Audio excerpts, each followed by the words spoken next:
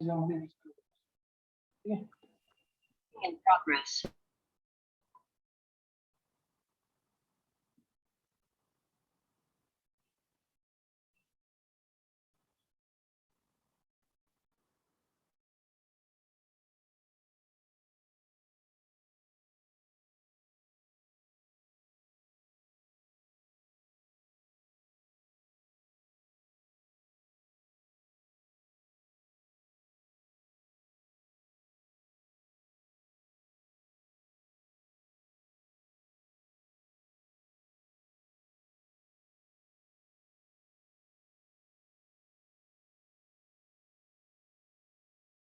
लागेल तुम्हाला दुपारच्या क्लासची पण मिळून जाईल. सर मी तुम्हाला सांगितलं कोणते कोणते तर ते देणार का तुम्ही? हा ते मिळून जाईल. त्या ऑलरेडी पीपीटी माझ्याकडे रेडी ज्या मागच्या क्लासच्या शिकवलेले ते ठीक सगळे आहे. मी एकदा शेअर करतो प्लस सॉर्ट आउट करून मी सेंड करून देतो. ठीक आहे. हो चालेल. लॉर्ड वेलस्ली हे नाव फेमस इतिहासामध्ये 1760 मध्ये याचा जन्म झाला होता ब्रिटनमध्ये इंग्लंडला. रिचर्ड वेलस्लीचा संसदेचा सदस्य होता. ब्रिटिश पार्लमेंट जे आहे ब्रिटिश पार्लमेंटचा मेंबर होता. कंपनीच्या नियंत्रण मंडळाचाही तो सदस्य होता. कंपनीचं नियंत्रण मंडळ म्हणजे कोण? जे ईस्ट इंडिया कंपनी भारतामध्ये होती ईस्ट इंडिया कंपनीचं जे मॅनेजिंग बोर्ड होतं त्याला बोर्ड ऑफ डायरेक्टर्स म्हणायचे. Board of control board of directors दोन होते. बोर्ड ऑफ डायरेक्टर्स तर पहिल्यापासून होतं कंट्रोल नंतर आलं होतं. नियंत्रण बोर्ड ऑफ कंट्रोलचा ठीक आहे बोर्ड ऑफ डायरेक्टर नाही बोर्ड ऑफ कंट्रोलचा हा सदस्य होता. 1798 मध्ये सर जॉन शोर याच्या अगोदर भारताचा गव्हर्नर जनरल होता. बंगालचा गव्हर्नर जनरल भारताचा नव्हता तेव्हा. भारताचा गव्हर्नर जनरल कधीपासून सुरू झाला होता? तुम्हाला मी सगळे गव्हर्नर जनरल शिकवणार आहे बरं का त्याबद्दल काही काळजी करू नका. कारण प्रत्येक गव्हर्नर जनरल मध्ये तुम्हाला एक्झाम मध्ये प्रश्न विचारला जाऊ शकतो. त्याने काय काय रिफॉर्म्स केले त्याने किती अत्याचार केले त्याने काय काय चुकीच्या पॉलिसी आणले होते हे सगळे मी तुम्हाला सांगणार आहे. आजच्या क्लासमध्ये लॉर्ड वेलस्ली आपला होऊन जाणार आणि डलहौसी दोन इम्पॉर्टंट आहेत हे आपण खतम करून देणार आहे इन टुडेज क्लास. या दोघांचा विषय मिटेल. त्यानंतर मग आपला लॉर्ड कॅनिंग त्यानंतर तुम्हाला लॉर्ड रिपन. लॉर्ड शब्द लावत नाही मी मला हा शब्द आवडत नाही यांचा. आता कसं इतिहासामध्ये म्हटलंय लॉर्ड विड लॉर्डचा अर्थ होतो देव माणूस. ठीक आहे त्यामुळे काही देव माणसं नव्हते. वेलस्ली म्हणेल मी रिचर्डच म्हणूया आपण. ठीक आहे. रिचर्डचा जन्म झाला 1760 मध्ये झाला.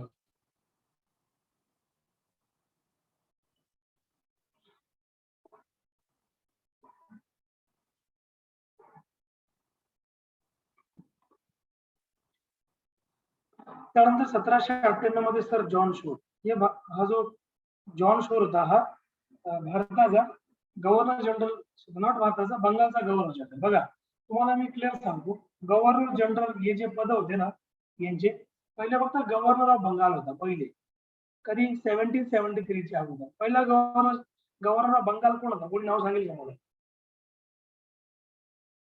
पहिला गव्हर्नर ऑफ बंगाल कोण होता? मी ऑलरेडी तुम्हाला मागे नाव सांगितलं आणि त्यानेच तर यांची सत्ता स्थापन करण्याचा एक पाया रचला होता ब्रिटिशांची. हे प्लासीचं युद्ध बक्सरचं युद्ध हे त्यांनी लढलं होतं. तोच तर कारणीभूत होता. त्याने जिंकून दिलं ब्रिटिशांना. तो फार मोठा माणूस आला होता. नंतर तो भारतातून भरपूर पैसा कमवून तो इंग्लंडला गेला होता. इंग्लंडला जशी राणीचं पण राणीमान नव्हती अशी त्याची राणीमान होती इंग्लंडमध्ये फ्रान्सची त्या व्यक्तीची. त्यानंतर मग त्याच्यावर खटला भरवला गेला इंग्लंडमध्ये. खटला चालवला गेला होता आणि त्याला दोषी म्हणजे तुम्ही कंपनीची फार लूट केली कंपनीला तू नुकसान पोहोचवलं भारतामध्ये जाऊन एवढा पैसा कमवला त्यामुळे ब्रिटिश पार्लमेंटने त्याला एलिगेशन लावली त्याच्यावर आरोप लावले होते. नंतर मग त्याने टेन्शन देऊन आत्महत्या करून घेतली तिथे इंग्लंडमध्ये. त्यानंतर काय ते मेले गेले आपल्याला काय करायचं त्यांच्याशी. पण मला एक सांगा कोण होता पहिला governor of Bengal? Governor of Bengal म्हणतो गव्हर्नर जनरल नाही म्हणतो. जनरल शब्दाचा नंतर आला होता बक्सरच्या युद्धामध्ये. सांगा बरं पहिला गव्हर्नर ऑफ बंगाल होता रॉबर्ट क्लाइव्ह. रॉबर्ट क्लाइव्ह नाव फेमस आहे. त्यानंतर रॉबर्ट क्लाइव्ह नंतर दुसरा बनला होता म्हणजे रॉबर्ट क्लाइव्ह गेला. रॉबर्ट क्लाइव्ह तर 1772 71 70 पर्यंत होता. त्यानंतर 1773 मध्ये रेग्युलेटिंग ऍक्ट पास केला गेला होता. पहिलाच कायदा ब्रिटिशांनी भारतामध्ये पास केला होता आणि पहिला कायदा त्यांनी भारतामध्ये पास केल्यानंतर त्यांनी जी कंपनीची जी काही पूर्ण सिस्टम आहे ती त्यांनी बदलवण्याचा प्रयत्न केला होता. जी काही ट्रेडिंग सिस्टम त्यांची होती व्यापार करण्याची पद्धत.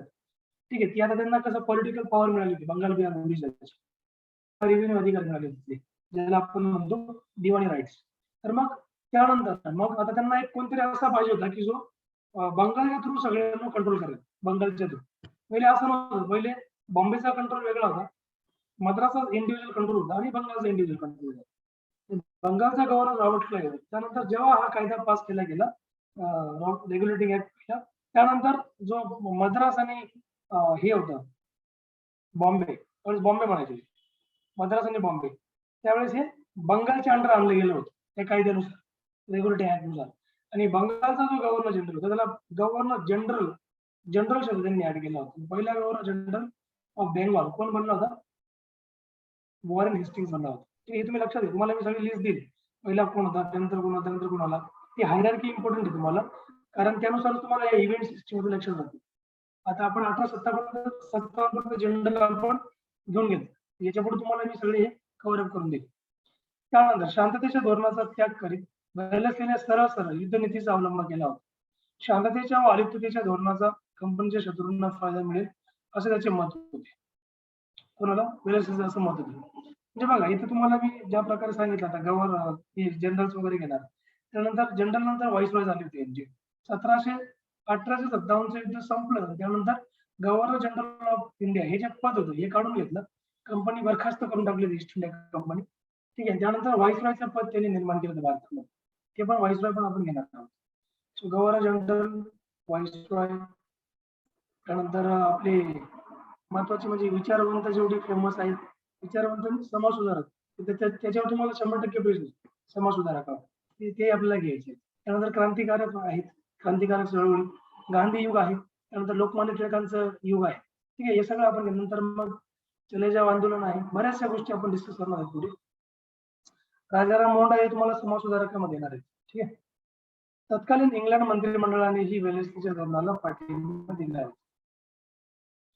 तत्कालीन जे इंग्लंडचं मंत्रिमंडळ होतं त्यांनी सांगितलं तू जी पॉलिसी इम्प्लिमेंट करते सबसिडरी अलायन्स, ठीक आहे, म्हणजे तैनाती फौज, ही आम्हाला पटते, म्हणजे आम्ही याला पाठिंबा देतो.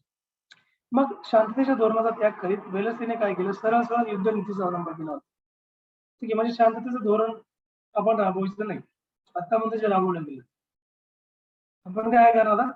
युद्ध नीतीचा अवलंब करणार, शांततेच्या व अलिप्ततेच्या धोरणाचा कंपनीच्या शत्रूंना फायदा मिळेल असं त्याचे मत होते.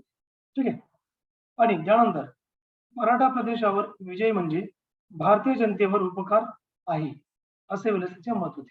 बघा, मराठा प्रदेशावर विजय म्हणजे काय? भारतीय जनतेवर उपकार आहे असं वेलस्लीचं मत होतं. इंग्रजांच्या कल्याणकारी सत्तेचे वर्चस्व मराठे का मान्य करीत नाहीत हे वेलस्लीला न उलगडलेले कोडे होत. मराठा प्रदेशावर विजय म्हणजे भारतीय जनतेवर उपकार असे आहेत, लक्षात घ्या, असे वेलस्लीचे मत होते. म्हणजे एवढे बोगस होते, यांचे विचार एकदम खालचे लेवलचे इंडियन्स बद्दल. इंग्रजांच्या कल्याणकारी सत्तेचे वर्चस्व मराठी का मान्य करीत नाहीत? ठीक आहे, हे वेलस्लीला न उलगडलेले एक कोड होत आणि त्याने ते सॉर्ट आउट करायचा प्रयत्न केला होता. म्हणजे एवढे सारे वॉर झाले, एवढे सारे युद्ध झाले, तरी पण मराठा झुकत नाहीत, म्हणजे तरी पण ते आमची सत्ता मान्य करत नाहीत भारतामध्ये, भारतीय लोकही मान्य करत नाहीत का? त्यामुळे मग आता हे त्याने ठरवलं की आता मी हे सिद्ध करून दाखवणार. मग स्वतःच्या धोरणाला न्याय, तर्कसंगत, संयमी व शांत अशी विशेषणे लावून वेलस्ली मराठ्यांच्या राजकारणाला विकृत, कारस्थानी व कपटी अशी संभावना करत होता. ठीक आहे, त्यानंतर तैनाती फौज पद्धत, सबसिडरी फोर्स त्याने मग इम्प्लिमेंट केली होती. त्याने पहिले काय केलं? भारतामध्ये आल्यावर सगळं स्टडी केलं, सगळं ऑब्झर्व केलं. ठीक आहे, म्हणजे काय या लोकांची मेंटॅलिटी आहे, काय परिस्थिती आहे, इथे मिलिटरी कंडिशन काय, म्हणजे प्रत्येक गव्हर्नर जनरल त्यांच्या भारतामध्ये यायचा ना, तो पहिले काय करायचं? पूर्ण स्टडी करायचं या गोष्टींचा. ठीक आहे, मग ते त्यांच्या पॉलिसी ज्या होत्या इम्प्लिमेंट करायची. मग अशा पद्धतीने तैनाती फौजेची सुरुवात त्यांनी प्रथम फ्रेंचांनी केली होती पहिली भारतामध्ये. जर तुम्हाला एक्झाम मध्ये प्रश्न विचारला गेला तरी तुम्ही नक्कीच लक्षात घ्या, तैनाती फौजेची सुरुवात सर्वप्रथम भारतामध्ये कोणी केली होती? तुम्हाला ऑप्शन येतील पोर्तुगीज, इंग्रज, डच आणि फ्रेंच. तर उत्तर तुमचं असणार आहे फ्रेंच.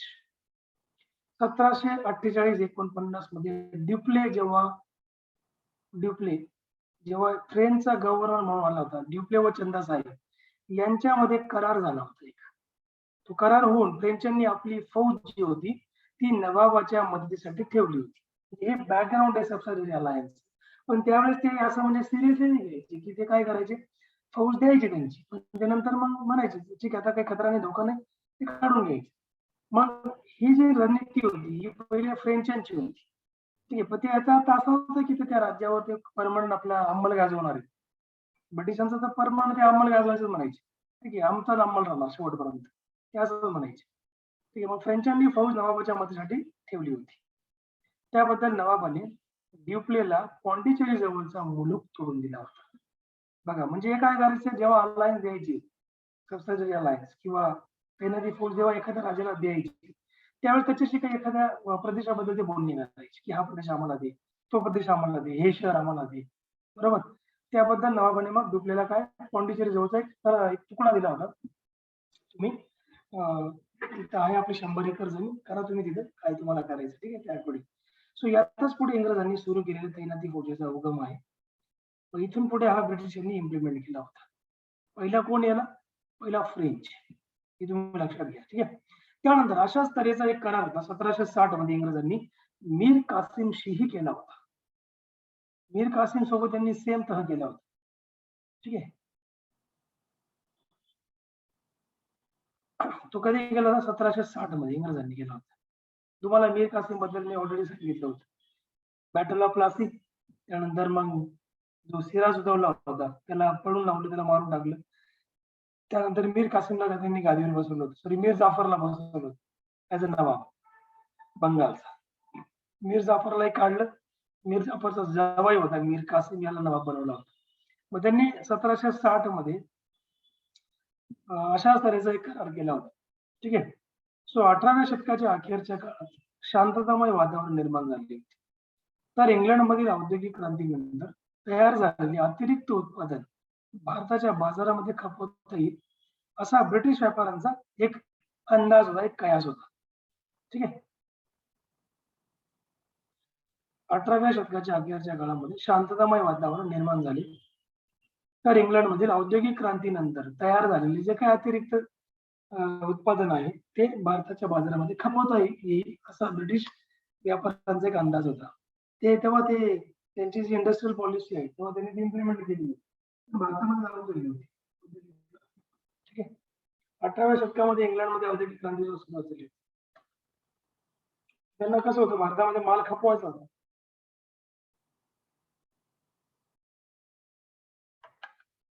अठराशे क्रांतीचा सगळ्यात मोठं त्यांचं मार्केट जे होतं रिव्होल्युशन, इंडस्ट्रियल रिव्होल्युशन, त्यांचं इंडिया होतं. कच्चा माल इंडियातून पळवायचा, ठीक आहे, लुटायचा आणि तो पक्का करून इंडियामध्ये ते सामान विकायचं. ती होती. थेट युद्ध पुकारणं, एक तर डायरेक्ट युद्ध करायचं किंवा पूर्वी अंकित केलेल्या प्रदेशावरील आपली पकड मजबूत करायची, किंवा जो प्रदेश आपल्या हातामध्ये आहे त्याच्यावरच आपली पकड मजबूत करायची किंवा डायरेक्ट युद्ध करायचं. ही यांची रणनीती होती. बघूया आपण एक पर्यंत, म्हणजे यांच्या रणनीतीमध्ये सक्सेस झाले होते त्याबद्दल नो डाऊट. ठीक आहे,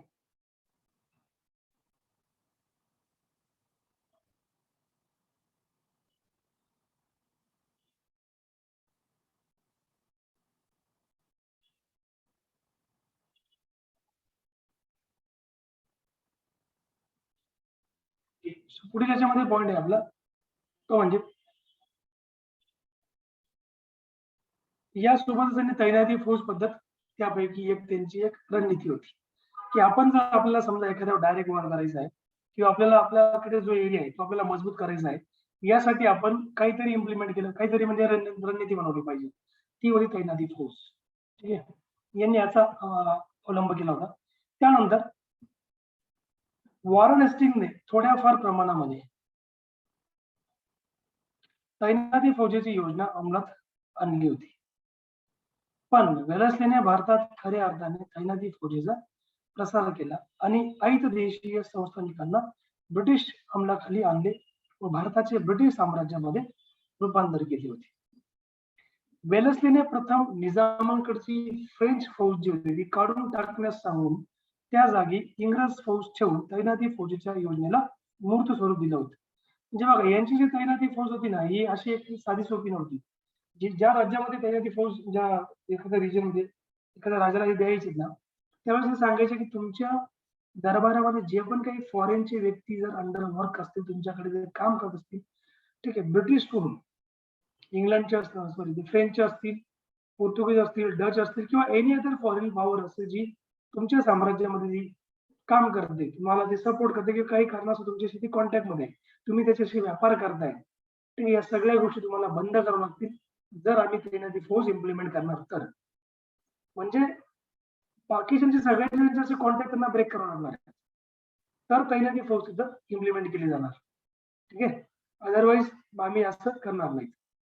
मग ते मग काय करायचे, असं पण होतं की आम्ही करणार नाही, म्हणजे फोर्सफुल लावून द्यायचे. ठीक आहे, त्यांना काय फक्त चान्स त्यांना पाहिजे होता.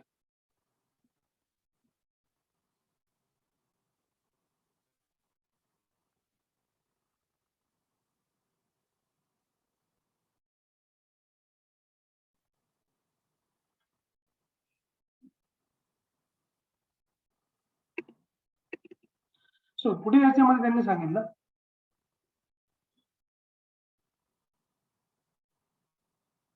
वेल्लेस्लीने प्रथम निजामांकडची फ्रेंच फौज काढून टाकण्यास सांगून त्या जागी इंग्रज फौज ठेवून तैनाती फौजेच्या योजनेला त्यांनी मूर्त स्वरूप दिलं होतं. पुढे त्याने या योजनेची सक्ती केली व जे ऐत देशीय संस्थानिक फौज ठेवून घेणार नाहीत, म्हणजे मी तुम्हाला सांगितलं ना की बाहेरची कोणतीच फौज चालणार नाही त्या राज्यामध्ये, फक्त इंग्रज फौज असणार, अशा बरोबर काहीतरी निमित्त काढून युद्ध त्यांनी केली होती. सो अल्फ्रेड लायलने भारतीय युद्धात कंपनीच्या भाग घेण्याबाबत 4 अवस्था सांगितल्या आहेत. कंपनीने भारतीय युद्धामध्ये का भाग घेतले होते, राजाराजांचे युद्ध व्हायचे मध्ये पडायचे. ठीक आहे, सो आपल्या भारतीय मित्रांना युद्धात मदत करण्यासाठी कंपनी आपली फौज किरायाने पाठवत राहायची. किरायाने म्हणजे भाड्याने पाठवायची, त्याचा खर्च करा आणि आम्हाला थोडंफार द्या, पैसे द्या त्या बदल्यात, किंवा एखादा प्रांत द्या, आम्ही तुम्हाला आमचं फौज देतो, तो प्रांत पण घेणार आणि त्या राजाचा काटा पण करणार नंतर, अशी एवढी बेकार नीती होती. या अंतर्गत 1768 मध्ये निजामाशी तह झाला होता, लक्षात घ्या. 1768 मध्ये निजामाशी तह केला होता. म्हणजे कसं होतं बघा, जो स्ट्रॉंग आहे त्याला नाही देणार आहे फौज, जो वीक आहे त्याला फौज देणार, जो वीक आहे, जो समोरच लढू शकत नाही, जसं निजाम वर्सेस कोण, टिपू सुलतान किंवा हैदर, बरोबर, म्हणजे निजाम वर्सेस म्हैसूर. म्हैसूर स्ट्रॉंग होता, निजाम वीक होता, निजामला सपोर्ट करायचे, बरोबर. अशा प्रकारे हे करत राहायचे. त्यानंतर आपल्या भारतीय मित्रांना युद्धामध्ये मदत करण्यासाठी कंपनी आपली फौज किरायाने पाठवत असते. या अंतर्गत 1768 मध्ये निजामाशी तह त्यांनी केला होता. त्यानंतर आपल्या मित्रांच्या मदतीने कंपनी भाग घेऊ लागली. कंपनीची मित्र राज्य कंपनीला सैनिकांऐवजी पैसा पुरवू लागले, ज्याच्या आधी ठीक आहे सैनिक भरती करून त्यांनी असं म्हटलं की कंपनीची मित्र राज्य जी होती, कंपनीची मित्र राज्य कंपनीला सैनिकांऐवजी पैसा पुरवू लागले होते. हे पैसे घ्यायचे त्यांच्याकडून, सैनिक देण्याचे, कोणाकडून, राजे जे मित्र त्यांचे, जे राजे मित्र त्यांचे होते त्यांच्याकडून, ज्याच्या आधारावर ते काय करायचे, कंपनीने इंग्रज अधिकाऱ्यांच्या देखरेखीखाली एक सैनिक भरती करून त्यांना प्रशिक्षण देऊन शस्त्रसज्ज करण्यास प्रारंभ केला. आता यांनी रिक्रुटमेंट पद्धत सुरू केली भारतामध्ये. यांची जी पॉलिसी होती सबसिडी आला, ही सक्सेसफुल लागली. यांनी रिक्रुटमेंट चालू केली की इंग्रजी फौज मध्ये रिक्रुटमेंट, आता आपली मिलिटरी भरती निघते ना, तशा प्रकारे त्यांनी भरती करायला सुरुवात केली. त्यांना ट्रेन करायचं, त्यांना शस्त्र वगैरे द्यायचं, बंदूक शिकवायचं, ठीक आहे, आणि असे फौजला वगैरे फुल ट्रेन करून मग यांना पाठवायचे सबसिडी आल्यांच्या अंडर. पुढे गरजेनुसार हेच प्रशिक्षित सैन्य मित्र राज्यांना देऊन त्याऐवजी कंपनी पैसा घेऊ लागली. उदाहरण बघा, 1798 हैदराबादचा तह. सो 1798 जो हैदराबादचा तह झाला होता, तो पण असंच केलं होतं, की तैनाती फौजेच्या हातामध्ये. शेवटच्या अवस्थेत कंपनीने मित्र राज्यांच्या संरक्षणाची जबाबदारी पत्करून त्याकरता तैनाती फौज ज्या राज्यात ठेवणे सुरू केले. म्हणजे मित्र राज्यांचा तो प्रस्ताव होता की आम्हाला पण द्या, आम्हाला, म्हणजे काही मागायचे काही मागत नव्हते, जे मागत नव्हते तिथे फोर्सफुली लागू करायचे, त्यांच्यावर अटॅक करायचे, तिथे सैन्य लागू करायचे. ठीक आहे, त्यांच्याकडून पैसे उकळायचे. त्याऐवजी कंपनी पैसे न घेता त्या राज्यातून काही प्रदेश घेऊ लागली आणि 1800 मध्ये निजामाशी लागल्यानंतर आणि मग तो मांडला होता. त्यांनी जो तह केला 1800 शतकामध्ये. मग आता इथे झालं असं बघा की पहिले पैसे मागायचे ते की आम्हाला पैसे दे. आता पैसा नाही मागत, आता जमीन मागतात, जमीन दे. तो पैसा नको, पैशाने भरपूर घेतला. आता काय पाहिजे, जमीन पाहिजे. ठीक आहे, सो त्यापुढे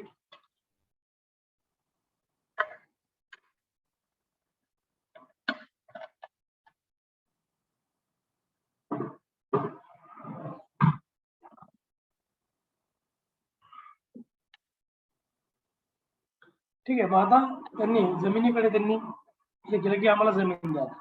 सर्वप्रथम जर तुम्ही बघितलं याच्यामध्ये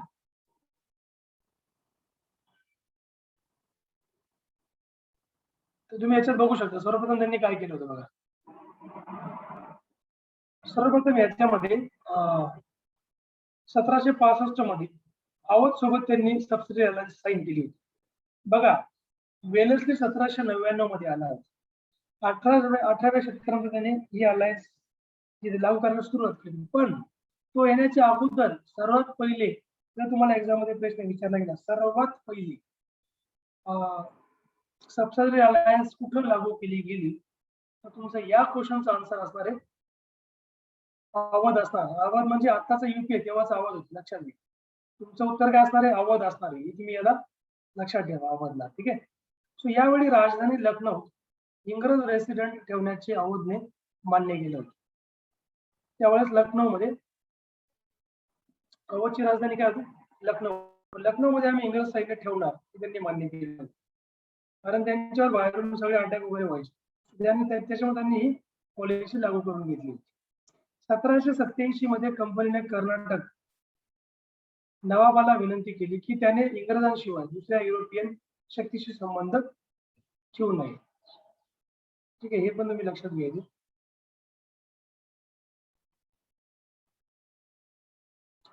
जस्ट अ मोमेंट.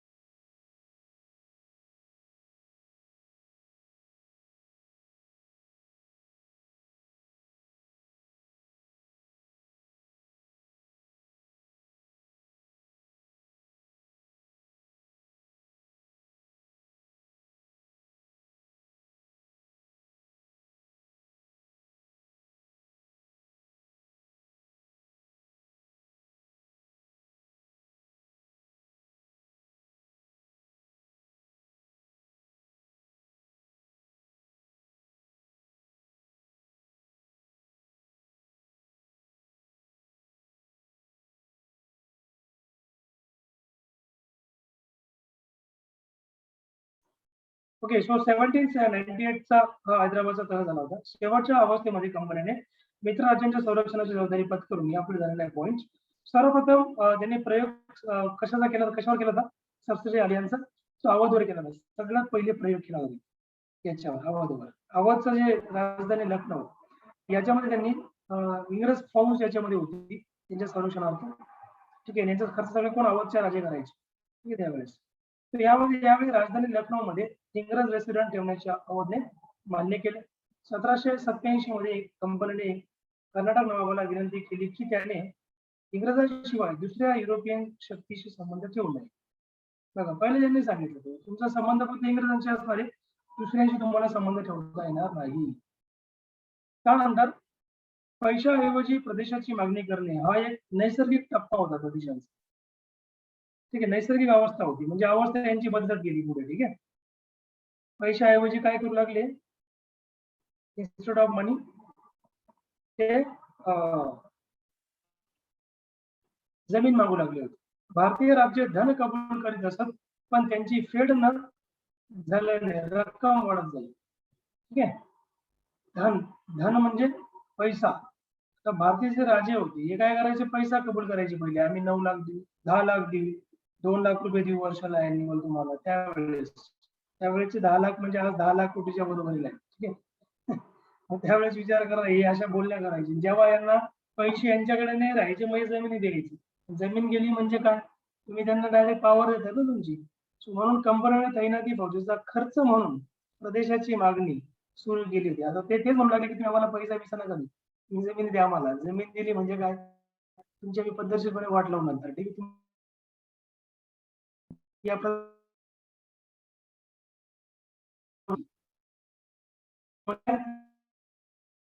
कोण त्यांना क्वेश्चन करू शकत नाही. जी जमीन त्यांना मिळेल त्या जमिनीवर त्यांचा कम्प्लीट राईट बनून जायचं, डायरेक्ट त्यांच्या मालकीची बनायची जमीन. नॉट द इंडियन स्टेट, भारताच्या मालकीची नाही राहायची. ब्रिटिशांनी आपल्या 6 बटालियन हैदराबादमध्ये ठेवून फ्रेंचांना हकलून दिले होते. या फौजेचा खर्च म्हणून त्यांनी ब्रिटिशांनी 2,41,710 पौंड निजामांकडून त्यांनी वसूल केले होते. फौजेचा वाढता खर्च झेपेनासा झाल्याने निजामाने आपल्या संस्थांचा काही भाग ब्रिटिशांच्या हवाली केला होता. बघा, हे असं होतं ना, मग जर तुम्ही खर्च तुम्हाला पोचला जात नाहीये, त्यांना माहित होतं पहिले पैसा मागायचा, यांच्याकडे आता पैसा संपला ते ऑटोमॅटिक आपल्याला जमीन देते. हुशार होते ते, येडे होते ब्रिटिश राजे. त्यानंतर जे ब्रिटिश हुशार होते, आपले राजे महाराजे पागल होते एकदम. यांना काय अडचण नव्हते. यांना हे कळत नव्हतं की यांच्या पुढचा प्लॅन काय गेम आहे. यांच्या कसं होतं, ब्रिटिशांनी एवढं वर्ष भारतामध्ये राज्य करण्याचं एकच कारण होतं, आपले जे लोक होते यांच्यामध्ये युनिटी नव्हती. की राजे वगैरे एकमेकांवर अटॅक करायचे. मराठा ते म्हैसूरवर अटॅक करायचे, म्हैसूर ते निजामावर अटॅक करायचे. ठीक आहे, आणि ते ब्रिटिशांना माहित होतं हेच आपसामध्ये भांडतात, त्यामुळे मग त्यांच्यामध्ये युनिटी नाहीये. हे ना याला राजाला मानतात ना कोणाला मानत. ठीक आहे, त्यामुळे मग भारतीय राज्य, आता तुम्हाला मी अटी सांगतो, यांच्या अटी काय? तैनाती फौजेमध्ये कोणत्या अटी करायची? भारतीय राज्यांच्या परराष्ट्र संबंधावर कंपनीचं नियंत्रण राहील. दुसऱ्या राज्यांशी बोलणे, युद्ध वगैरे कंपनीच्या माध्यमातून होईल. संस्थानांनी परस्पर कोणतेही युद्ध करू नये व कुणाशीही परस्पर बोलणी करू नये. आपापसांतील तंट्यांचा निकाल इंग्रज करतील तो संस्थानिकांनी मान्य करावा. संस्थानिकांनी आपली स्वतःची फौज ठेवू नये, त्याऐवजी राज्यांना शांतता व सुव्यवस्थेसाठी कंपनीची मोठी फौज ठेवावी लागेल. या फौजेचं नियंत्रण होतं इंग्रज अधिकाऱ्यांच्या हातात राहील. त्याऐवजी ती राज्य कंपनीला पूर्ण आदेश देईल. लहान राज्य मात्र धन देत राहायचे. सो या राज्यांना आपल्या राजधानीत इंग्रज रेसिडेंट ठेवावा लागेल. तैनाती फौजेचे अधिकारी इंग्रजच असावेत. कंपनीच्या परवानगीशिवाय राज्यांना दुसऱ्या युरोपियनांना सेवेत ठेवता येणार नाही. बघा काय अटी होते त्यांच्या. या अटी इम्पॉर्टंट आहे, तुम्हाला एक्झाम मध्ये विचारतील. तैनाती फौजेच्या पुढील कोणत्या अटी ब्रिटिशांनी ठेवल्या होत्या. यानंतर मग त्यांनी याच्यामध्ये केलं होतं की संस्थानिकांनी आपली स्वतःची फौज ठेवू नये, त्याऐवजी राज्यांना शांतता व सुव्यवस्थेसाठी कंपनीची मोठी फौज ठेवावी लागेल. फौजेचे नियंत्रण इंग्रज अधिकाऱ्यांच्या हातामध्ये राहणार, त्याऐवजी ते राज्य कंपनीला पूर्ण अधिकारयुक्त प्रदेश देणार. लहान राज्य मात्र धन देत राहणार. या राज्यांना आपल्या राजधानीमध्ये इंग्रज रेसिडेंट ठेवावं लागेल. तैनाती फौजेचे अधिकारी इंग्रजच असावेत, ते राजांचे अधिकारी नसतात. कंपनीच्या परवानगीशिवाय राजांना दुसऱ्या युरोपियनांना सेवेत ठेवता येणार नाही. कंपनीच्या परवानगीशिवाय. कंपनीचे मेन स्वरूप आवड आहे. त्याचा फक्त नावाला झाला. कटपुतली म्हणून होता तो.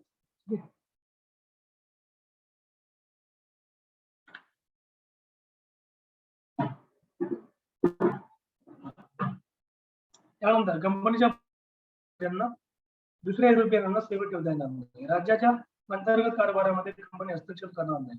राज्याच्या अंतर्गत व बाह्य सूत्रांपासून कंपनी संरक्षण करेल. ठीक आहे.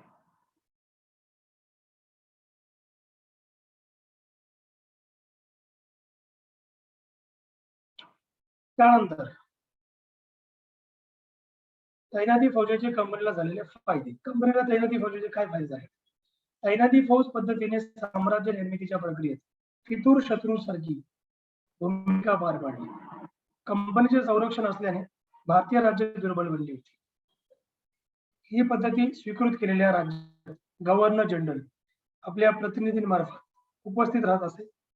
आता हे राज्य आपसात विशेषतः इंग्रजांविरुद्ध कोणताही संघ बनवू शकत नसत. ठीक आहे.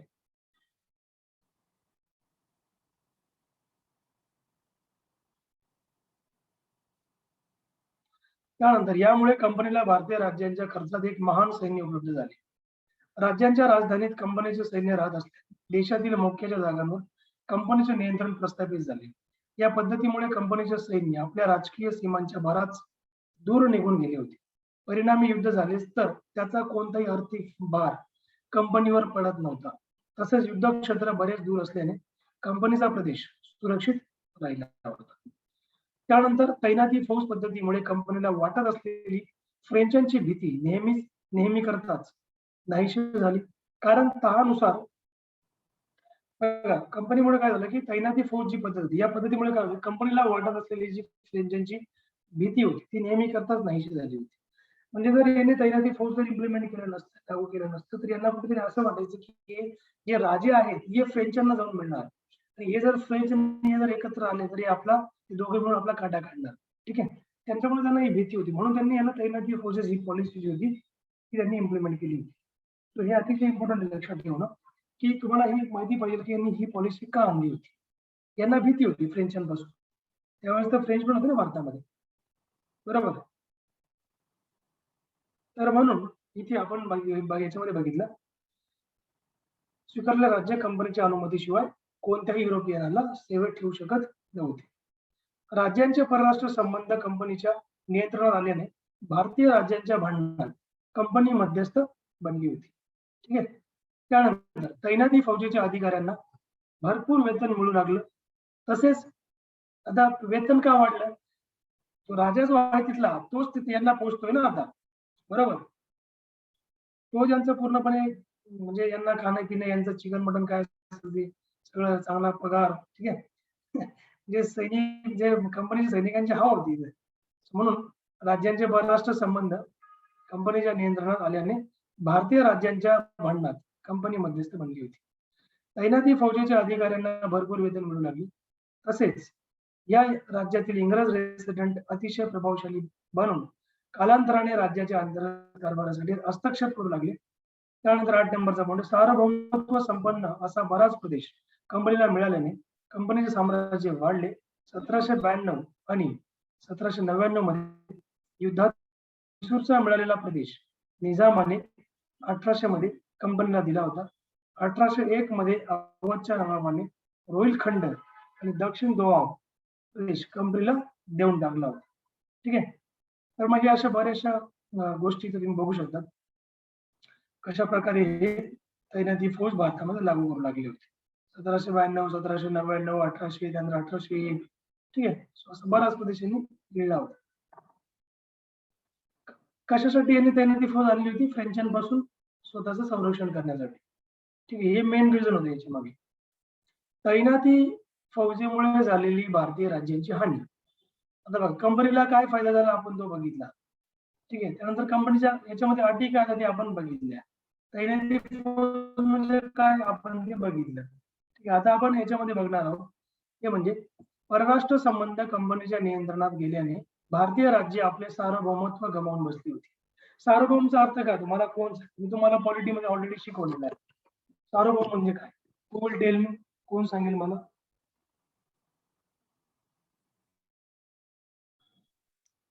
स्वतःचा हक्क सर. तरी अजून कशा प्रकारे सांगू शकतो? तरी स्वतःचा हक्क म्हणजे कसा?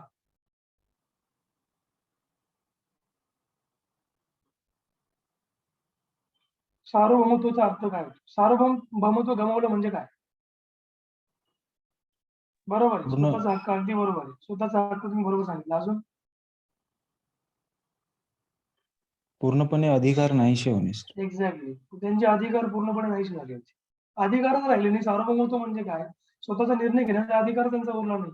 जो राजा स्वतःचा निर्णय घ्यायचा त्याच्या प्रजेवर तो अधिकार झाला नाही. तिथे आता ब्रिटिश फौज होती तिथे. तो ब्रिटिशच्या सांगण्यात ते ऐकणार. लष्करी दृष्ट्याही राज्य दुर्बल बनली होती.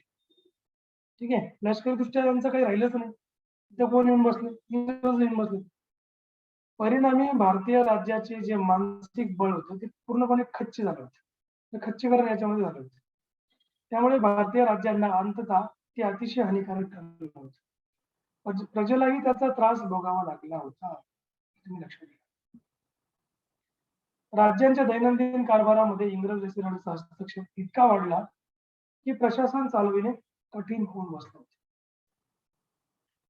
ही पद्धती स्वीकारलेली जी राज्य होती ती राज्य लवकरच दिवाळखोर बनली होती. त्या राज्यांची वाट लावून टाकली ब्रिटिशांनी.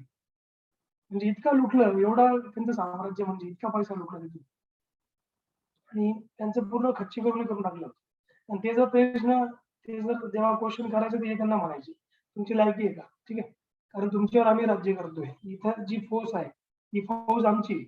तुमचं इथं काय? तुम्हाला इथं काय? तुम्हाला तुमचा स्वतःचा प्रदेश तुम्हाला प्रोटेक्ट करता येत नाहीये. ठीक आहे, तो आम्ही तुम्हाला प्रोटेक्ट करतो. तर अशा प्रकारे मग हे असं त्यांना त्यांची लायकी दाखवायची. त्यानंतर कंपनी या राज्याच्या उत्पन्नाचा अंदाजे 1 भाग घेत होती, पण ही रक्कम इतकी जास्त होती की बहुतेक राज्यांकडे रक्कम थकीत राहू लागली.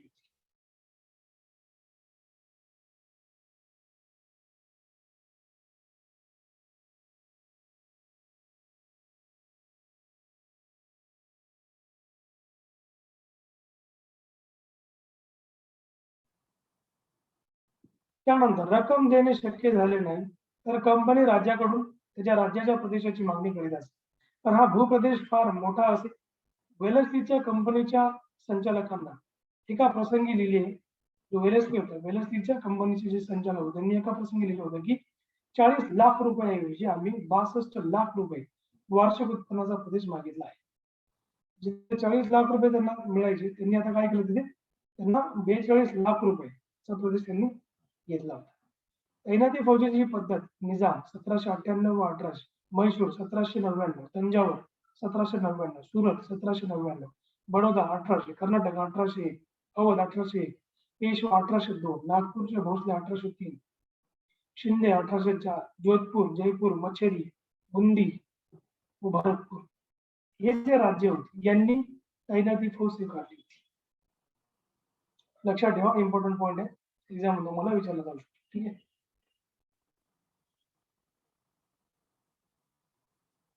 सो पुढील आपण घेऊ याच्यामध्ये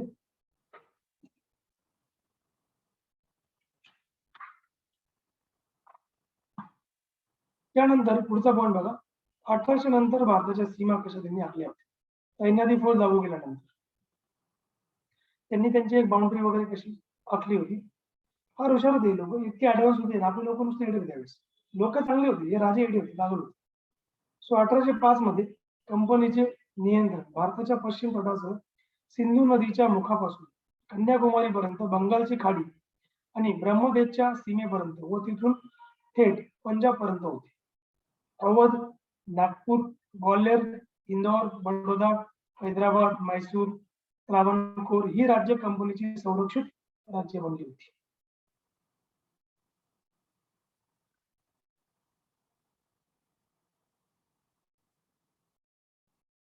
नाशिक पासून कोकण किनारपट्टी कोल्हापूर पर्यंत पेशव्यांचे वर्चस्व, गुजरात मध्ये गायकवाड, मध्य भारतामध्ये होळकर व शिंदे आणि नागपूर भागामध्ये भोसले असा मराठ्यांचा प्रदेश होता. सतलज नदीच्या दोन्ही काठांवर मिसल एक हा प्रदेश होता. मिसल म्हणजे पंजाबमध्ये जे मिसल म्हणायचे, जे छोटे छोटे प्रांत होते ना पंजाबमध्ये, त्यांना ते मिसल म्हणायचे. सो मिसल म्हणजे शिखांची लहान लहान राज्य होती. बऱ्याच मोठ्या प्रदेशावर ही पसरलेली होती. सतलजच्या पंजाबमध्ये शक्तिशाली राजा म्हणून रणजित सिंगचा उदय होत होता. मुलतान, सिंध, पंजाब, पश्चिम पंजाब याच्यामध्ये मुलतान, सिंध, पश्चिम पंजाब आणि काश्मीरमध्ये मुसलमान सरदार हे राज्य करीत होते. वेलस्ली नंतर तटस्थ धोरणाचा पुरस्कार करणारा लॉर्ड कॉर्नवॉलिस दुसऱ्यांदा भारतामध्ये गव्हर्नर जनरल म्हणून आला, पण येथे लवकरच त्याचा मृत्यू झाला. त्याच्या जागेवर सर बार्लो 1805-1807 हा गव्हर्नर जनरल म्हणून आला होता. त्याने शिंदे व होळकर यांच्याशी समझोत्याचे करार करून त्यांचे काही प्रदेश परत केले होते. ठीक आहे.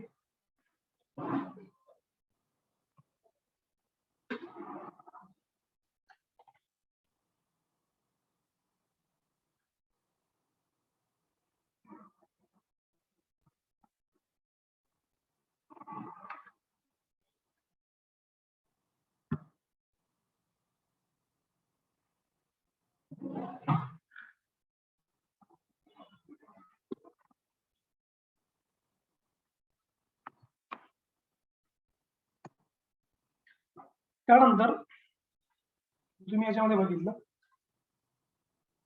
मुलतान, सिंध, पंजाब व पश्चिम पंजाब आणि काश्मीरमध्ये मुसलमान सरदार राज्य करीत होते. ठीक आहे.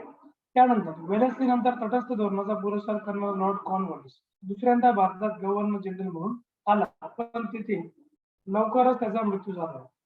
त्याच्या जागेवर सर बार्लो 1805-1807 हा गव्हर्नर जनरल म्हणून आला. त्याने शिंदे व होळकर यांच्याशी समझोत्याचे करार करून त्यांचे काही प्रदेश परत केले होते. बार्लो नंतर लॉर्ड मिंटो हा गव्हर्नर जनरल झाला. 1807-1813 यांनीही तटस्थतेचे धोरण स्वीकारले होते. याच्या कारकिर्दीत शीख राजा रणजित सिंग यांच्याशी करार होऊन इंग्रजी राज्य व सिख राज्य यांच्यामध्ये सतलज नदी ही हद्द ठरवण्यात आली होती. याच सुमारास इंग्रज सरकारने 1813चा संधी कायदा पास करून कंपनीची व्यापाराची मक्तेदारी संपुष्टात आणली होती आणि बोर्ड ऑफ कंट्रोल मार्फत इंग्रज सरकार कंपनीच्या कारभारावर अंतिम अधिकार गाजवेल असे त्यांनी जाहीर केले होते. लॉर्ड डलहौसी व संस्थान खालसा धोरण लॉर्ड जेम्स ब्राउन जेम्स. आता पुढे आता बघा की आपलं संपलेलं इथे हा पॉइंट संस्थानाचं खालसाकरणाचं धोरण जे आहे यावर संपवलेलं आहे. तुम्हाला याच्यामध्ये काही डाऊट्स क्वेश्चन असतील तर नक्की विचारा.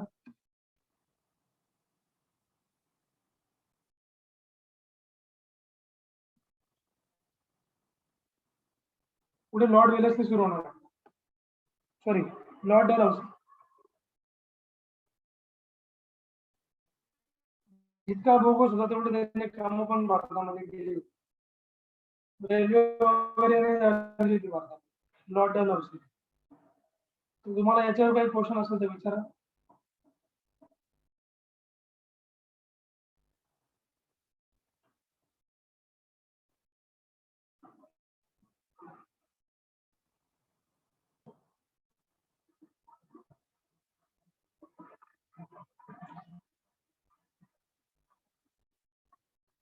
काही डाऊट क्वेश्चन असेल तर विचारा तुम्ही. आपण पुढे आपले बोर्ड सुरू करूया.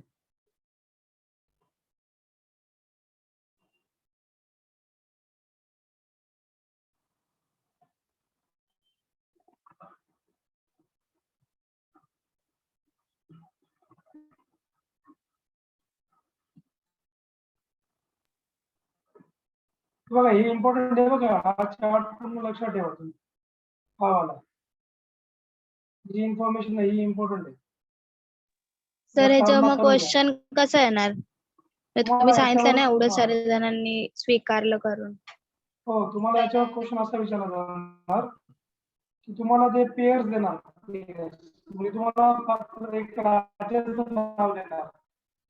समजा म्हैसूर दिला, सुरत दिला, बडोदा दिला, कर्नाटक दिला, 4 दिले. त्यांच्या पुढे त्यांचं इयर दिलेलं आहे, म्हणजे इयर खाली वरती असणार ते करणार. अशा प्रकारे तुम्हाला क्वेश्चन विचारला जाणार. किंवा तुम्हाला असाही प्रश्न असणार आहे, सर्वात प्रथम हे कुठे लागू केलं गेलं? सगळ्यात पहिली सबसिडी अलायन्स ही सर्वात पहिले लागू कोणी केलं असं तुम्हाला विचारलं जाणार.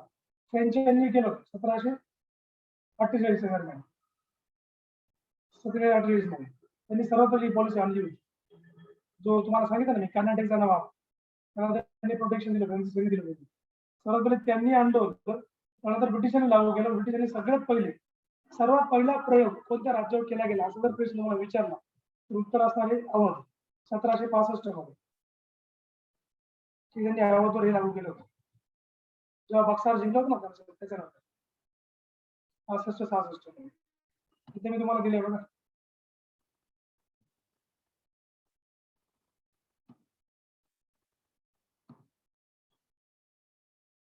तुम्हाला याच्यातून हजारो किती क्वेश्चन तयार होईल याच्यामध्ये एवढी इन्फॉर्मेशन. हे बघा इथे सर्वप्रथम प्रयोग 1765 अवध सोबत केला जाईल प्रयोग. सर्वात प्रथम प्रयोग सबसिडी अलायन्सचा कुठे केला होता, कोणत्या राज्यावर? ते म्हणजे अवधवर केला. 1798 हैदराबादचा तेव्हा पण लक्षात ठेवा, इम्पॉर्टंट आहे. हा चार्ट खूप इम्पॉर्टंट आहे. कुठं ते इम्प्लिमेंट केलं गेलं हा वाला. तैनाती फौजेची ही पद्धत कुठं त्यांनी स्वीकारली, कोणत्या राज्याने? पहिला निजाम होता, नंतर मैसूर होता, तंजावर, सुरत, बडोदा, कर्नाटक, अवध, पेशवा, नागपूरचे भोसले, शिंदे, जोधपुर, जयपूर, मछली, बुंदी, भरतपूर. सो हे त्याच्या अंदर आहे. ओके. सो आणि डाउट क्वेश्चन अजून याच्यावर?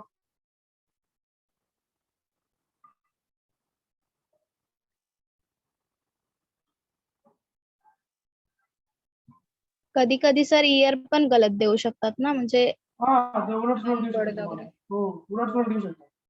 कधी खालीवरती असतं किंवा कधी गलत देणार, रॉंग देणार. ओके.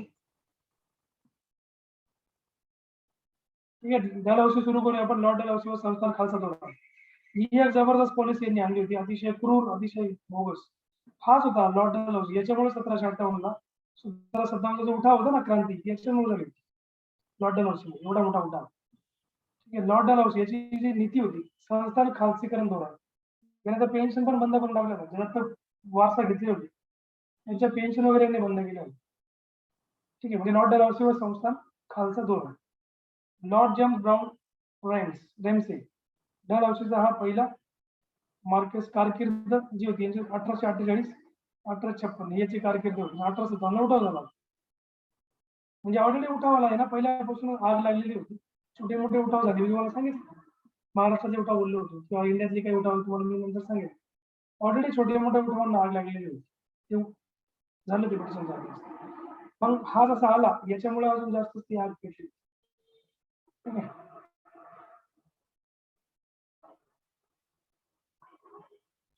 याला पहिला मार्केस असं पण एक पदवी होती, पहिला मार्केस असे म्हणायचं. कारकीर्द होती याची 8 वर्ष. वेलस्ली नंतर इंग्रज सत्तेची मोठी वाढ लॉर्ड डलहौसीने केली. खऱ्या अर्थाने तो इंग्रजांच्या साम्राज्याचा निर्माता होता. लॉर्ड डलहौसी भारतात ब्रिटिश साम्राज्याची उभारणी करणारा builder of the British empire म्हणून याला ओळखलं जायचं. काय म्हणून ओळखायचे? Builder of the British empire. यानेच तर खूप सारे रिफॉर्म रेल्वे याने आणली ती बात. 1853 ला तुम्हाला मी सांगणार कुठून कुठे त्यांनी रेल्वे पट्टा सुरू केला. मुंबई पासून रेल्वे ठाण्यापासून. ठीक आहे. सो सर्वप्रथम तर तुम्हाला विचारलं गेलं भारतामध्ये इंग्रजांचा साम्राज्य निर्माता खऱ्या अर्थाने ब्रिटिशांचा जो साम्राज्याचा भारताचा निर्माता होता तो कोण होता? तो म्हणजेच डलहौसी. यानेच तर खरं ब्रिटिश एम्पायर बनवलं होतं भारत. स्ट्रॉंग मजबूत बनवलं होतं. सर्वप्रथम 1849 साली त्याने इंग्रज शीख युद्धामध्ये शिखांचा पराभव केला होता. शिखांचं युद्ध इंग्रज शीख 1848 झालं होतं ना, ते 1848 ला इंग्रज शीख युद्ध झालं. 1848 मध्ये इंग्रज शीख युद्ध झालं. त्यानंतर 1852 मध्ये त्यांनी आपले लक्ष ब्रह्मदेशाकडे वळवलं. 1852 साली ब्रिटिश सेनेने ब्रह्मदेशाचा पराभव करून त्यास ब्रिटिश वर्चस्वाखाली आणलं होतं. बघा कशा घटनाक्रम झाला बघा. 1852 ब्रह्मदेश म्हणजे म्यानमार, आजचा म्यानमार किंवा ब्रह्मदेश म्हणतात. 52 ब्रह्मदेश म्हणजे आपले ब्रह्मदेव नाही, ब्रह्मदेवांचं ते निवासस्थान होतं. ब्रह्मदेश त्याला असं नाव होतं. ठीक आहे, त्याला बरमुडा पण म्हणायचे. येस या.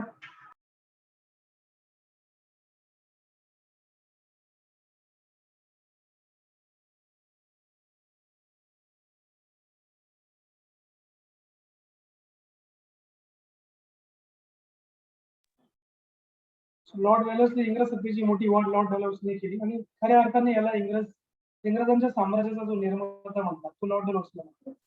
सर्वप्रथम 1849 साली त्याने इंग्रज शीख युद्धात सिखांचा पराभव करून पंजाब ब्रिटिश साम्राज्याने जोडलं होतं. म्हणजे 1828 ला जेव्हा अँग्लो सिख वॉर झाला होता, अँग्लो सिख वॉर मध्ये जो त्यांनी शिखांना 2 युद्ध झाले अँग्लो सिख वॉर मध्ये. ठीक आहे, त्याच्यामध्ये रणजित सिंग पहिले होते. रणजित सिंगच्या डेथ नंतरच जे सिख साम्राज्य ते थोडंसं वीक पडलं. जसं तुम्हाला म्हणतो औरंगजेब नंतर थोडंसं मुघल साम्राज्य पूर्णपणे बरबाद झालं नंतर. ठीक आहे, त्यानंतर मराठा साम्राज्य वाढलं होतं. तसं मग सिख साम्राज्य हे बघा कसं होतं, कुठलं ना कुठलं जे साम्राज्य होतं ना त्याच्यामध्ये एक राजा जो होता, राजाच्या त्या नीती त्याची म्हणजे नेतृत्व होतं. नेतृत्व त्याचं स्ट्रॉंगनेस होतं, तो बेस होता. ठीक आहे, जसा राजा स्ट्रॉंग तसं त्याचं साम्राज्य स्ट्रॉंग राहायचं. राजा जर एकदम वेडा असेल तर साम्राज्य काही कामाचं नाही राहायचं. ठीक आहे, त्यावेळेस असे दारदे राजे चांगले दारदे असे लागल होते. त्याच्यामुळे मग ते ब्रिटिशांचं काय झालं, त्यांनी ती संधी त्यांना मिळाली की हे काही कामाचे नाही, मग आपण यांना इथं आपलं वर्चस्व आपण गाजवू शकतो. ठीक आहे, त्यानंतर 1852 मध्ये त्यांनी आपलं लक्ष जे होतं ब्रह्मदेशाकडे वळवलं. ब्रह्मदेश म्हणजे आजचा म्यानमार. 1852 साली ब्रिटिश सेनेने ब्रह्मदेशाचा पराभव केला होता व त्यास ब्रिटिश वर्चस्वाखाली आणलं होतं.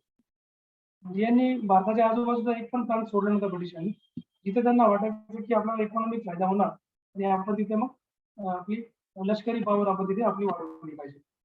विलिनीकरणाचं तत्व, यांचं विलिनीकरणाचं तत्व, विलिनीकरण म्हणजे काय, खालसाकरण म्हणजे साम्राज्य आहे ते जोडणं ब्रिटिश साम्राज्याला, म्हणजे विलीन करून टाकायचं साम्राज्य. ठीक आहे, लॉर्ड डलहौसी हा साम्राज्यवादी नेता होता. याचं फक्त मेन टार्गेट होतं म्हणजे ब्रिटिश साम्राज्य जितकं एक्सपॅन्ड करता येईल तेवढं एक्सपॅन्ड करायचं.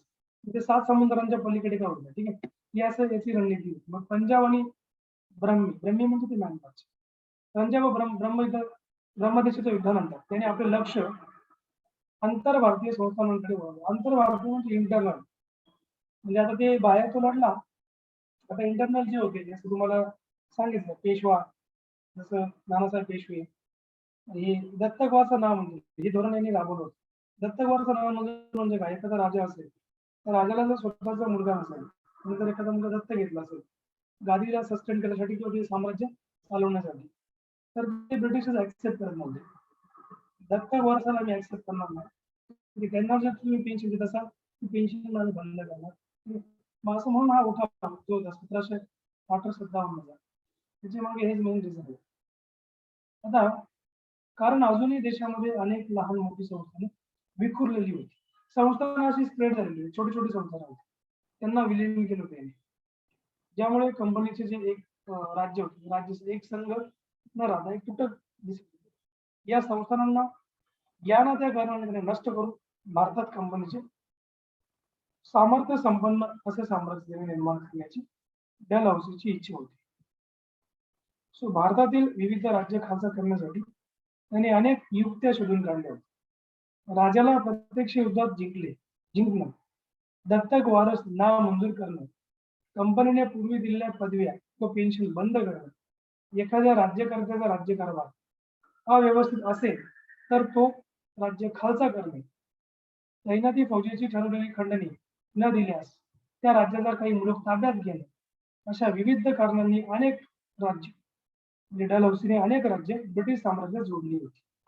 म्हणजे एखादा राजा जर समजा प्रॉपरली त्याचं साम्राज्य चालत नसेल तर तिथे देखील त्या राजाला ते दमदाटी करून त्याला सांगायचे की तू काही कामाचं नाहीयेस, त्यामुळे इथं आता आमची फौज असणार, तुम्ही आम्हाला विलीन होता, नाही झालं तर आम्ही तुमच्या आक्रमण करणार. ठीक आहे, म्हणजे त्यांची नीती तशी होती. पॉलिसी डलहौसीचा अजूनच जास्त बोगस होता. सगळ्यात जे गव्हर्नर जनरल ऑफ इंडिया यांचे आले होते किंवा जे व्हाईसरॉय ऑफ इंडिया व्हाईसरॉय तर नंतर आलं, म्हणजे गव्हर्नर जनरल आणि governor of Bengal, governor general of Bengal, governor of India, यांच्यातून सगळ्यात स्ट्रॉंग हा म्हणजे हा होता. वेलसली नंतर डलहौसी होता. ठीक आहे, लॉर्ड डलहौसी. लॉर्ड हा शब्द लावू नये आपण त्याला, कारण लॉर्ड म्हणण्याचे ते लायकीचे नव्हते. ठीक आहे, लॉर्ड म्हणजे ते स्वतःला देव मानायचे, लॉर्ड शब्द लावून घ्यायचे. ठीक आहे, त्यानंतर या धोरणाचा प्रवर्तक म्हणून लॉर्ड, इथे पण लॉर्ड येतो. ठीक आहे, या धोरणाचा प्रवर्तक म्हणून हा जो मर्केस होता, मर्केसाचं नाव होतं, त्याला उपाधी होती. हा जो डलहौसी होता, डलहौसी त्याला भारताच्या धोरणाचा प्रवर्तक, ब्रिटिश साम्राज्यामध्ये त्याला एक धोरणाचा प्रवर्तक म्हणून त्याची ओळख होती.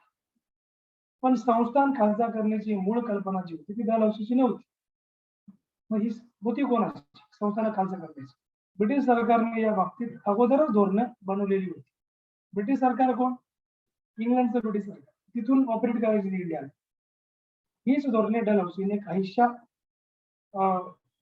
अडवळपणाने का होईना पण एक ठामपणे वापरायला सुरुवात केली होती. पण ब्रिटिशांची जी धोरणं होती अगोदर संस्थान खालसीकरण करण्याची, ही त्यांची पॉलिसी होती ब्रिटिश सरकारची. नंतर याला स्ट्रॉंगपणे जो म्हणजे पाठपुरावा दिला, स्ट्रॉंग पाठपुरावा तो डलहौसीने दिला होता. याने ती पुढे नेली होती. दत्तक वारसा नामंजूर. आता इथून खरा तुमचा मुद्दा आहे, दत्तक वारसा नामंजूर. कंपनीच्या संचालक मंडळ म्हणजे direct board of directors. British East India Company जी होती त्यांचं डायरेक्टर बोर्ड ऑफ डायरेक्टर्स होतं.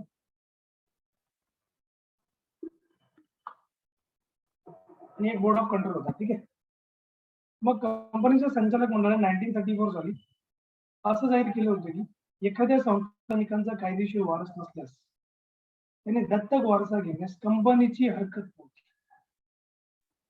परंतु दत्तक वारस हा अपवाद समजण्यात यावा. म्हणजेच तुम्ही घ्या दत्तक वारस, त्याबद्दल तुम्हाला काही आमची रोखटोक नाहीये. ठीक आहे, पण त्याला आम्ही मान्य करणार नाही राजा म्हणून. ठीक आहे, कारण तो तुमचा दत्तक वारस आहे, तुम्हाला आम्ही राजा म्हणू पण त्याला आम्ही राजा नाही म्हणणार. तो एरवी दत्तक वारस नामंजूर करण्यात येईल व ते संस्थान ब्रिटिश राज्याचे होण्यात येईल.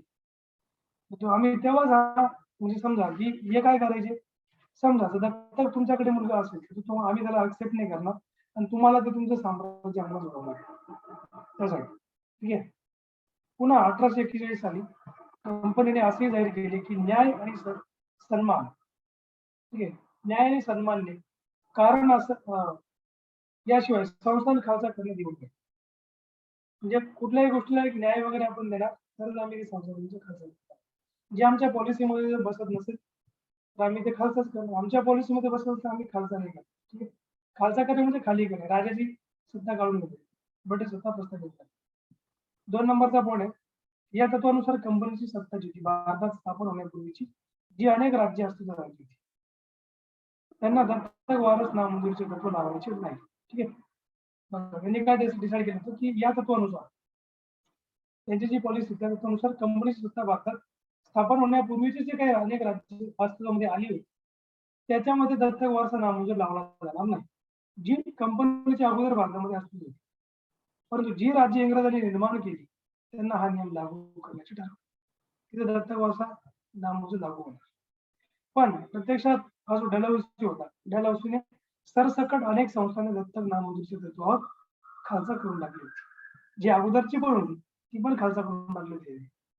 त्यावरून असं दिसतं की त्यांनी स्वतः केलेला नियम स्वतःनेच पाळला नाही, तर दुसऱ्याला नियम पाळायला सांगायचे. तर या अकॉर्डिंग हिंदू धर्मशास्त्रानुसार एखाद्या राजास जर समजा औरस संतती नसल्या, औरस म्हणजे स्वतःची संतती नसल्यास त्याला आपल्या वंश चालवण्यासाठी व आई वडिलांच्या मृत्यूनंतरचे संस्कार पार पाडण्यासाठी दत्तक पुत्र घेण्याचा विधी पाळायचे. ते दत्तक घेऊ शकत. मग यानंतर दत्तक पुत्रास औरस पुत्राची सर्व अधिकार मिळायचे. औरस म्हणजे जर स्वतःच्या मुलाला अधिकार मिळतात तसं त्याला दत्तक मुलाला अधिकार मिळायचे. ठीक आहे, आणि यावरून पण हे तत्व डलहौसीने मान्य केलं होतं. तो म्हणतो की वंश चालवण्यासाठी काय म्हणायचं की जर समजा वंश चालवायचं आहे तर वंश चालवण्यासाठी तुम्हाला दत्तक घेण्याची गरज असल्यास संस्थानिकांनी खुशाल दत्तक घ्यावा आणि त्यास आपली वैयक्तिक संपत्ती द्यावी. राज्य देता येणार नाही. तुमचे जे काही पर्सनल प्रॉपर्टी असेल तुम्ही त्याला देत बसा. पण राज्य जर तुम्ही देत असाल तर आम्ही तुमच्यावर अटॅकच करू. ठीक आहे, ही यांची नीती. म्हणून तर मग 1857 जे होतं ते पेटलं होतं. ठीक आहे, त्यावेळेस जर समजा दत्तक पुत्रास राज्याचा वारस करण्याचा हेतू असेल तर दत्तक घेण्यापूर्वी कंपनीची लेखी परवानगी घेणे आवश्यक होते. जर वारस घ्यायचा आहे तर कंपनीची परवानगी घ्यावी लागेल की आम्ही याला वारस घेतो अशा या मुलाला. ठीक आहे, तर मग दत्तक घेण्यापूर्वी कंपनीची लेखी परमिशन लागायची. तशी परवानगी न घेतल्यास सार्वभौम सत्ता या नात्याने कंपनीच्या दत्तकाला राजाचा वारस म्हणून मान्यता देणार नाही. मी हे आम्ही वारस म्हणून त्याला मान्यता देणार नाही. तुमचा वारस असेल, तुमचा मुलगा असेल, तो पर्सनल, तो राज्याचा सरदार नाही किंवा राज्याचा राजा नाही. ठीक आहे, राज्याचा. सो या धोरणानुसार त्याने अनेक भारतीय संस्थांनी खालसा केली होती.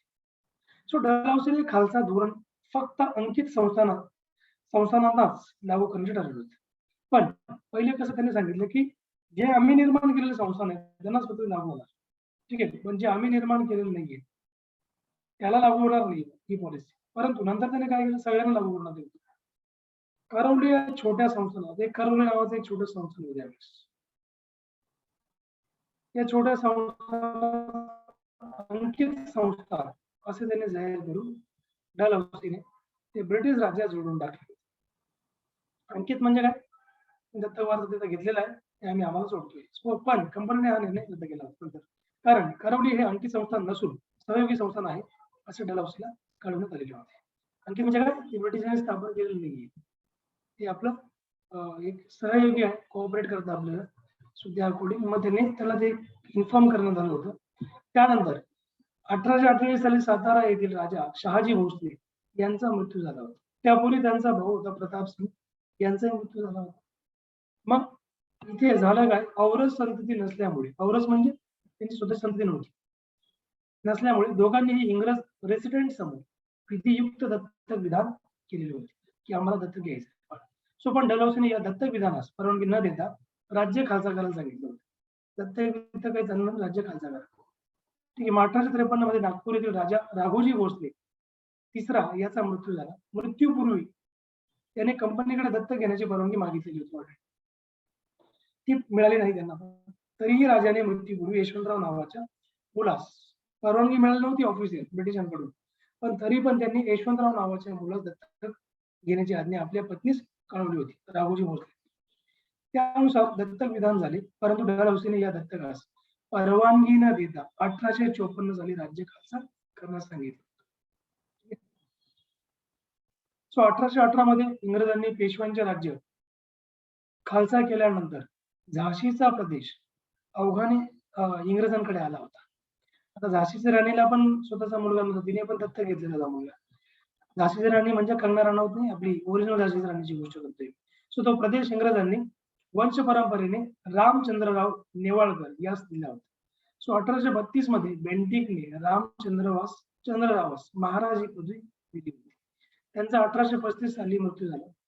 त्यांच्या मृत्यूनंतर त्याचा सुलतान जो होता रघुनाथराव यास इंग्रजांनी गव्हर्नर म्हणून नेमलं होतं.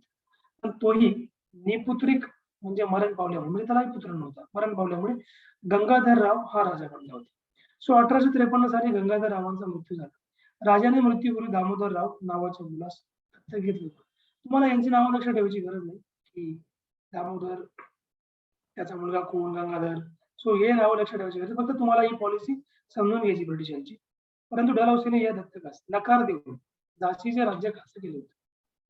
ज्या राज्यांना औरस संतती नव्हती आणि राज्यांचे मृत्यूपूर्वी हिंदू धर्मशास्त्राप्रमाणे कोणालाही दत्तक घेतले नव्हते अशी अनेक ओरछा म्हणजे अशी अनेक राज्ये 1849 साली जैतपूर व संबळपूर, 1850 साली बागहत, 1852 साली उदयपूर इत्यादी सारखी लहान संस्थाने डलहौसीने खालसा केली होती.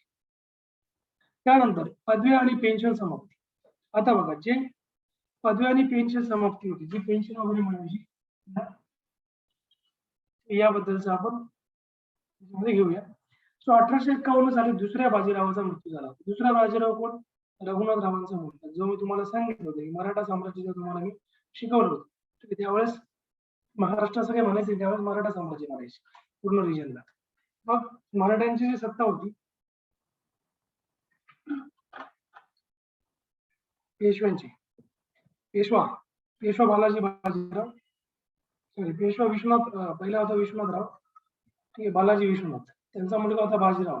बाजीराव कोण? मस्तानीवाला, ठीक आहे, म्हणजे बाजीराव मस्तानी पहिला त्यांचा मुलगा होता. त्यांचा भाऊ मी तुम्हाला सांगितला होता दुसरा. आणि त्यानंतर मग बालाजी बाजीराव, रघुनाथराव ही त्यांची मुलं होती पहिल्या बाजीरावाची. बालाजी बाजीराव आणि दुसरा कोण होता? रघुनाथराव. रघुनाथरावांचा मुलगा होता, म्हणजे बाजीरावचा हा नातू होता. कोण? बालाजी बाजीराव दुसरा. याचा मृत्यू झाला होता. तुम्हाला मी सांगितलं हा गद्दार निघाला होता. याने सर ही पॉलिसी रागवली होती भारतामध्ये, ब्रिटिशांशी करार केला. कोणती पॉलिसी? तैनाती फौजेची पॉलिसी, ठीक आहे. सो याने दोंडोपंत उर्फ नानासाहेबास दत्तक घेतलं होतं. कोणी? यानेच. त्याला सुद्धा मुलगा नव्हता. नानासाहेब पेशवा, कानपूरहून जो उठाव याने केला ना, हाच तो नानासाहेब. पित्याच्या मृत्यूनंतर आपणास त्यांची जहागीर व पेन्शन मिळावी अशी नानासाहेबांनी कंपनीकडे मागणी केली होती. पण डलहौसीने ती मागणी अमान्य करून जहागीर व बाजीरावास दिले जाणार वार्षिक पेन्शन याचं बंद केलं होतं. मग आता हा पुण्याला होता. पेशवा म्हणजे पुणे, पेशवाची राजधानी म्हणजे त्यावेळेस पुणे होती, मराठ्यांची राजधानी. त्यानंतर मग याला जेव्हा हे दिलं नाही पेन्शन वगैरे, मग याने ब्रिटिशांविरुद्ध कारवाई करायला सुरुवात केली होती. परंतु ब्रिटिशांनी याला पकडण्याची ऑर्डर दिली होती. नंतर मग तिथून यांनी पुण्याहून हा पळून गेला होता, कानपूरला गेला होता युपी मध्ये. सो 1853 साली कर्नाटकचा नवाब गाऊस खानाचा मृत्यू झाला. त्याला मुलगा नसल्यामुळे मद्रास सरकारने केलेल्या शिफारशीवरून डलहौसीने नवाब पद खालसा केले. तंजावरच्या शिवाजी राजांना सुद्धा फक्त मुलीच होत्या, मुलगा नव्हता. त्यामुळे त्याच्या मृत्यूनंतर तंजावर खालसा केलं गेलं होतं. मोगल सम्राटाचे नामधारी पद समाप्त करण्याचे डलहौसीने ठरवलं होतं. पण कंपनीच्या संचालकांनी या गोष्टीस मान्यता दिली नाही. असे असूनही डलहौसीने सम्राट बहादूर शहाच्या एका मुलास आपल्या बाजूला वळवून घेतले. युवराज पद मिळवण्याच्या मोहाने या राजपुत्राने दिल्लीचा लाल किल्ला कंपनी देण्याचे व कंपनी सांगेल तिथे जाऊन राहण्याचे आश्वासन डलहौसीला दिले गेले. अव्यवस्था व अराजकतेमुळे राज्य खालसा करते. आता हे कारण होतं की याने राज्याचे खालसा केले डलहौसीने. त्याचं एक कारण होतं ते म्हणजे अव्यवस्था. राजाला एक तर मॅनेजमेंट करता येत नाही, त्याला त्याचं स्वतःचं राज्य मॅनेज करता येत नाही. तिथं खूप जास्त अराजकता आहे, जे आहे त्याला आपण अनार्की म्हणतो. निजामाकडे तैनाती फौजेच्या खर्चाची बरीच बाकी टाकलेली होती. निजामाकडे तैनाती फौज सांगितलं तुम्हाला ऑलरेडी काय असतं ती त्यास देणे शक्य नसल्यामुळे इंग्रजांनी 1851 मध्ये पैशांच्या मोबदल्यात वराड व त्यांच्या जवळचा जो काही प्रदेश होता, वराड नावाचा प्रदेश, हा निजामाकडून घेऊन घेतला. अशा पैसा नाही तर मग आम्हाला प्रदेश द्या, अशी त्यांची रणनीती होती. सो अशा धोरणामुळे हळूहळू कंपनीच्या राज्यातील तुटकपणा कमी होत जाऊन ते अधिक एक संघ व एकरूप होऊ लागले. ईस्ट इंडिया कंपनीच्या राज्य स्थापनेपासून अवध राज्य कंपनीचे मित्र राज्य होते.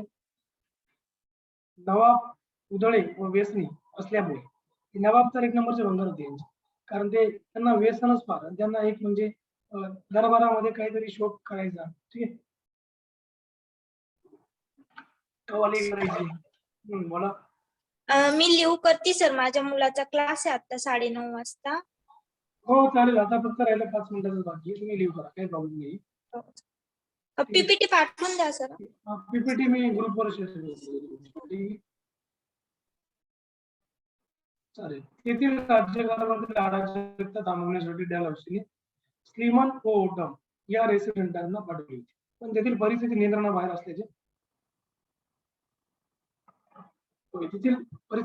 असल्याचे त्यांनी कळवले. त्यानंतर स्वतः डलहौसीने 1856 साली अवध संस्थान खालसा केले. तिथे नवाब वाजिद अली शाह यास 12 लाख रुपये पेन्शन दिली.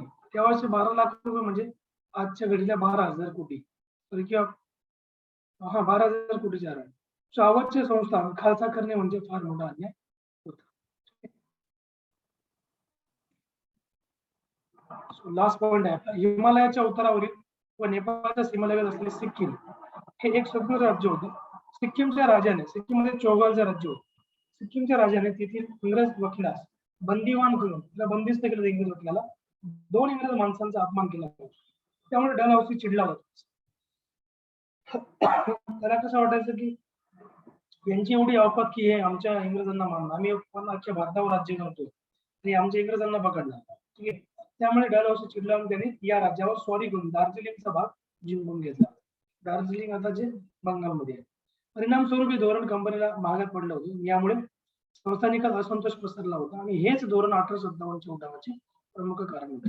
सो परिणाम म्हणून कंपनीला 1857 नंतर आपली सत्ता गमवावी लागली आणि त्यानंतर ब्रिटिश सरकारला दत्तक वारसा नामंजूर करण्याचे धोरण सोडून द्यावं लागले.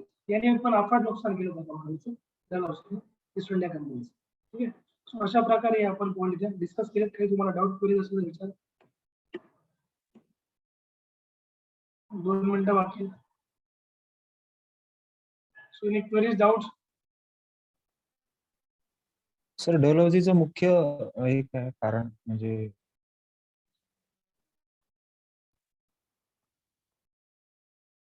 डलहौसीचं मुख्य कारण म्हणजे ते मुख्य धोरण कुठलं होतं sir? म्हणजे त्याचं आहे ना, सांगितलं. दत्तक वारसा नामंजूर तेच होतं डलहौसीचं नाही. दत्तक वारसा नामंजूर हे डलहौसीचं होतं आणि तैनाती फौजांचा करार हा रिचर्ड वेलेस्ली त्याने आणलं होतं. ओके दोघांचा ड्युरेशन वेगळा आहे ना, तो 1799 आलता भारतात. गव्हर्नर जनरल ऑफ इंडिया म्हणून, sorry governor general of Bengal म्हणून किंवा बेंगॉल होता, नंतर इंडिया झाला. आणि हा 1828 आला होता. आता खूप नंतर आला होता. शीख युद्धामध्ये ना सर.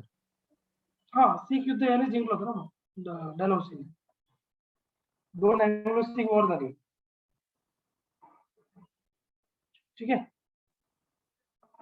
चालेल, Okay, sir. आजचा क्लास करूया. Thank you. Okay, have sir. A nice day. Thank you sir, thank you. Yes.